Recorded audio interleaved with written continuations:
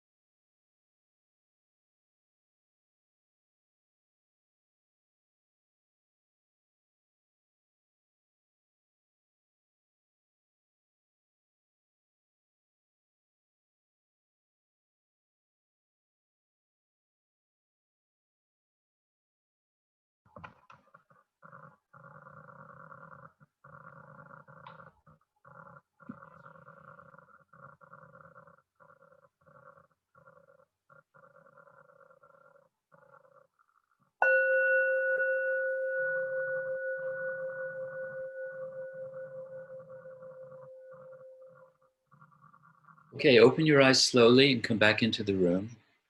We have about 20 minutes left for sharing any experiences you had or any questions you'd like to ask Nick. If you'd like to speak, please either give me a wave or use the reactions button on the bottom right-hand side of the Zoom screen, or you can do it anonymously in the chat window and I'll read it out. Hey, am I on? Can you hear me okay? Yeah, I can hear you good. Put the volume up a little bit. Okay, let's see how this works. Audio settings. Yeah, I seems to be in full volume. Can you hear me better now? Yeah, you can hear you good. Who'd like to ask a question or a comment? What was your experience like? Oh, we have one down at the bottom here. Let's open this. Okay. Please, does Nick have any tips on staying in peace, in the peace? Good. It's funny because there's a paragraph from A Course in Miracles that I was going to read out loud, and I'm going to start with that because that'll go right into that question. And the paragraph from chapter 14, section 11, paragraph 12, and it reads, "Those who remember always that they know nothing and who have become willing to learn everything will learn it. But whenever they trust themselves, they will not learn. They have destroyed their motivation for learning by thinking they already know. Think not you understand anything until you pass the test of perfect peace, for peace and understanding go together and never can be found alone. Each brings the other with it, for it is the law of God they are not separate. They are cause and effect, each to the other. So where one is absent, the other cannot be." Okay, relating to that question, it's very simple. You've heard about the holy instant. What is the holy instant? In my understanding, of course, the holy instant is this instant because this is the only instant that there is. There's no other. If you really ponder, if you really think about it, all there is this instant. There's no other than this. What makes this instant holy is when I withdraw meaning from it. So the question is, how do I stay in a state of peace? Well, the thing about it is that I am always in a state of peace because the nature of who I am. But the moment I begin to take this instant, right, and I begin to project a meaning onto it, that's where the peace is destroyed. So let's land this to this appearance of this human experience. I have a financial problem, or I have a let's say situation, health situation, family situation, career situation. These are, let's say, facts, what's happening supposedly. But what makes it a problem, meaning what destroyed my peace of mind, is that in this particular moment where there's just a situation, the mind begins to fabricate a story. So then if you think about it, the problem is not the financial issue. The problem is not the health issue. The problem is not the family issue. The problem is not the career issue. The problem is the story that the mind is fabricating and I am buying it. So how do I stay in a state of peace while I'm having that situation? Well, first of all is look at what is in there, observe what the mind is trying to tell me about it, and remember that I know absolutely nothing. And in that state of knowing absolutely nothing, I rest in peace. And that's how you stay peace the whole time. You know? There's no formula. That's why that it says that they are cause and effect and each to the other and they go together. So whenever I have a problem, all I have to look is, okay, what is that you are telling yourself about this situation? And if you withdraw the story, then what is left? The peace that has always been and will always be. So the practice, the funny thing about it is the practice is not so much about what to practice in a sense, is to be observing how easily the mind fabricates a story and begins to somehow believe in that story. So if I just simply allow things to be just as they are, meaning I know that I know nothing, that's how I rest in that state of peace all the time. Thank you. Kirsty, do you have a question?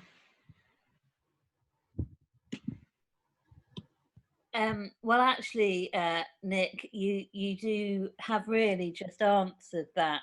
What the question? I just said to Dan, I've got a question, but you pretty much answered it brilliantly. Thank you so much for that, Nick. That was such an incredibly clear answer. And actually, reading about that this morning, I haven't got my book in front of me, but was that taken from the Quiet Answer or something? Was that the chapter that you got it from, or was it around there? Is the chapter 14 from the text, the section 11, and the paragraph that I read is paragraph number 12. Okay, thank you. What I was going to ask you, but I think you've kind of covered it, is when you said right at the beginning of the beginning of the meditation, accept everything, or don't resist anything, because everything is love, and if you resist something, you're resisting love.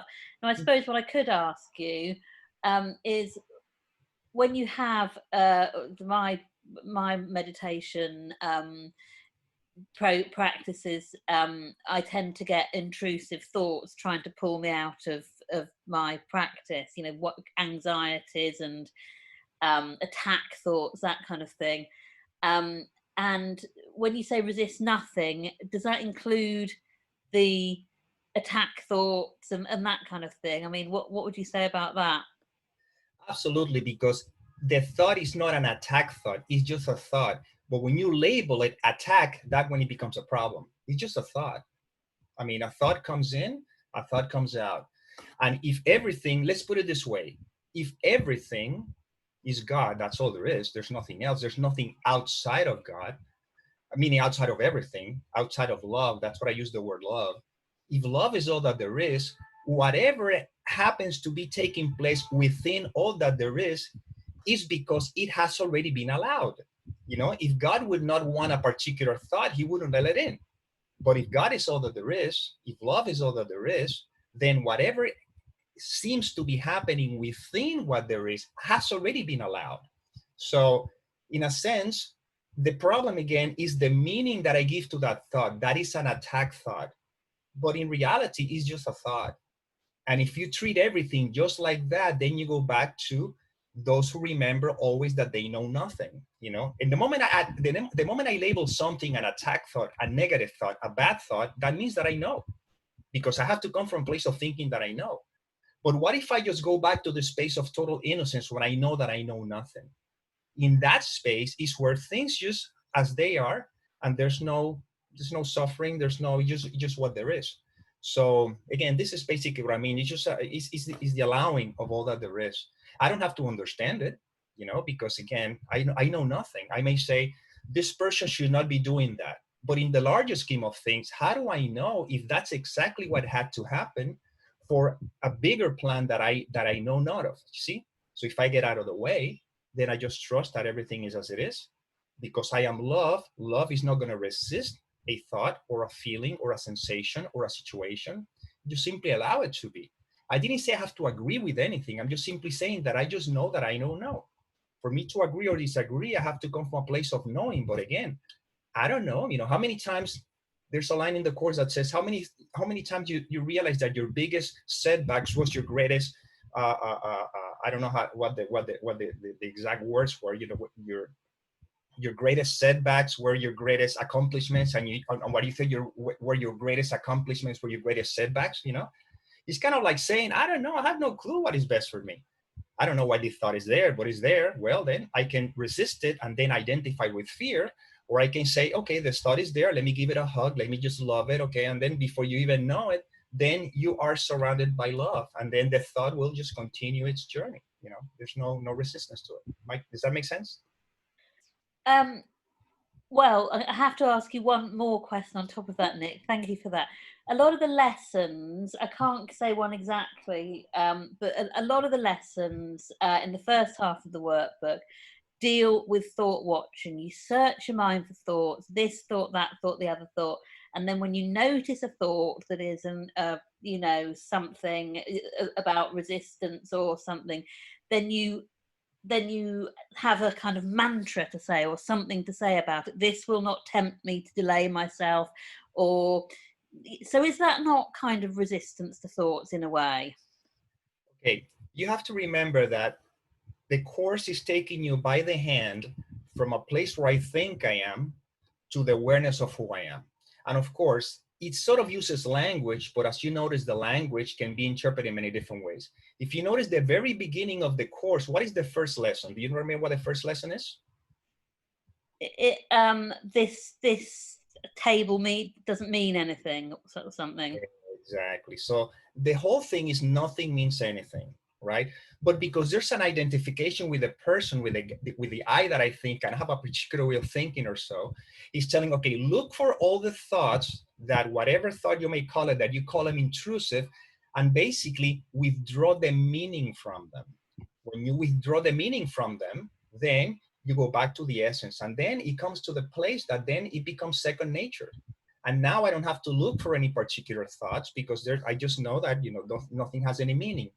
But because the course is taking me from a place where I'm very identified with the ego thought system, meaning identified with the I that is giving meaning to everything, where little by little says, okay, this is where you are right now. Let's just take you step by step.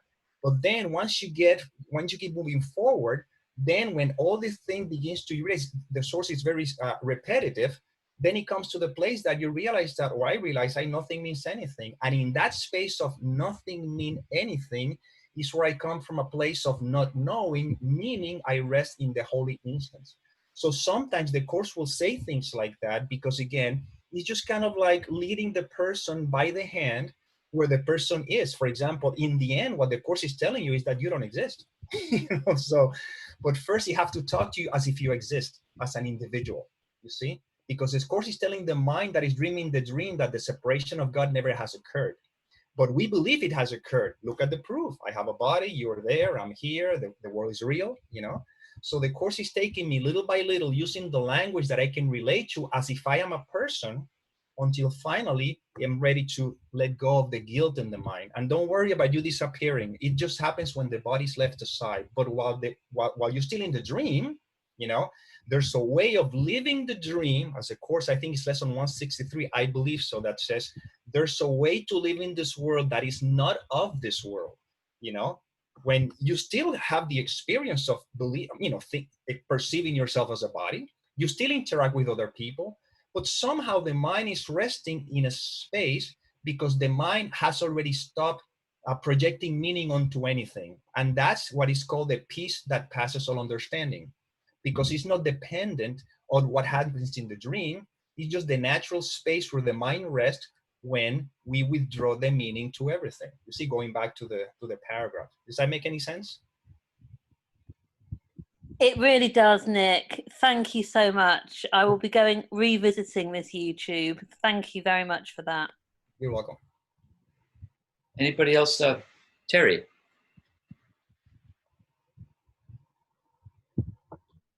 Thank you, Dan. Good morning, Nick. Good morning. As you were guiding us into the silence, I think you used the phrase, rest in the presence of. And I think it's a beautiful phrase because it's so meaningful. And I think the journey is trusting that, allowing myself to trust that it's okay to rest in the presence of, surrender, let go. And it's said that meditation is the practice of the presence of God. And that when we go into meditation, it's okay not to know. Absolutely. We just have to show up. Here I am, Lord. Here I am. And kind of just rest in it all. Let go. Would you agree, Nick? Oh, absolutely. Absolutely. And as that attitude begins to permeate in my daily living, my every moment experience, then life is a meditation. You see?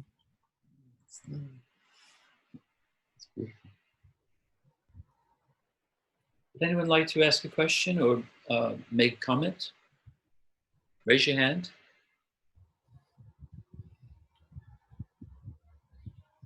Ariel?